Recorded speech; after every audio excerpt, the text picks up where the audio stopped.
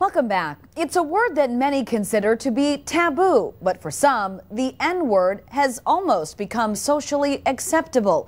Tonight, NBC15's Barkley Pollock examines how and why that's happened. The 100 Black Men of Madison strive to make a difference in the lives of young people throughout our area, with an emphasis on positively impacting young African-American males. As a member, I can tell you that means sometimes talking about the tough topics. In this case, the N-word. We went to Verona High School where 3 of our members shared their experiences with the word with students. It became evident that what was once considered one of the most hateful and vile words in the English language has taken on a much different meaning for today's youth. Tonight we explore the topic and try to find out how this happened. When this took it to Grammy, nobody said It's built careers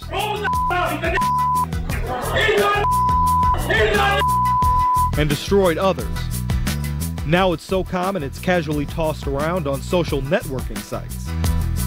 I really do believe that it's okay for me to use the word because of the entertainment nowadays. I just feel like it's okay sometimes. Maybe you don't have that malicious intent. At Verona High School, a small group of students gather for a presentation about the N-word, its use, and popular culture. The speakers, all members of the 100 Black Men of Madison, come from very different backgrounds. Their goal is not to change opinions, but to inform these young men about the word, its origin, and their experiences with it. I was born in the second institution of slavery, which was called Jim Crow. Joe McLean was born in the South more than 80 years ago.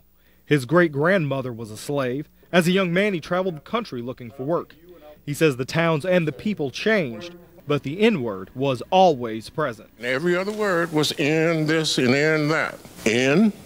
Who gave you permission to live in my town? McLean says not everyone used the word, but every time McLean found himself in hot water, odds were the N-word was somehow involved. In my young days, if someone called you that, you fighting. McLean was involved with the NAACP's Youth Council and served as head of the council's Commandos, a group charged with keeping the peace during open housing demonstrations in Milwaukee. At the age of 83, I still hate the word. I don't care how you put it. If you or any one of you would call me that, I would get really upset. I didn't know much about it until I came to the U.S. Unlike McLean, Bua Balde didn't grow up with the N-word. Originally from West Africa, he didn't learn about the N-word until he started college in the U.S. I think there are white people that say it and they're not. I mean, I have friends that are white that have used it around black people, and it's cool. Like, I mean, we know it's not malicious. Chris Canty is a native Madisonian and UW alum.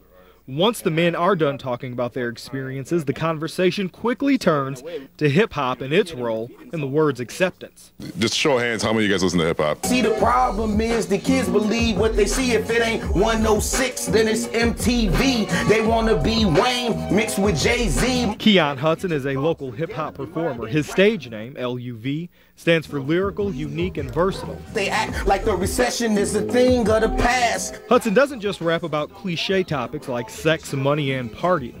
He also talks about the recession, accountability, and the importance of family. He does admit to using the N-word a handful of times on his new album, Dark Past, Bright Future. I'm comfortable with the word. Where I'm from, it's used by blacks, by whites, by Latinos, and we're all brothers out there. Hudson says he doesn't have the same experience with the N-word as someone like McLean, so to him, it's not as offensive. It's not what you say, it's how you say it. 4 men with 4 different experiences. They've already made up their minds on the one word in the English language that may carry more weight than any other. The decision on where it goes from here is no longer up to them. It's up to the next generation. I know that I kind of need to stop using that word because I do use it. I want to stop using the N-word. You know, it's hard, but I think I can pull it through and stop using it. The debate about the word and its place in American history was recently reignited by New South Publishing. They plan on removing the N-word, which appears more than 200 times from Mark Twain's Adventures of Tom Sawyer and Huckleberry Finn.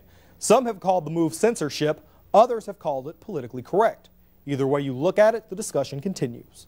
For NBC15 News, I'm Barkley Pollock. Barkley, thank you.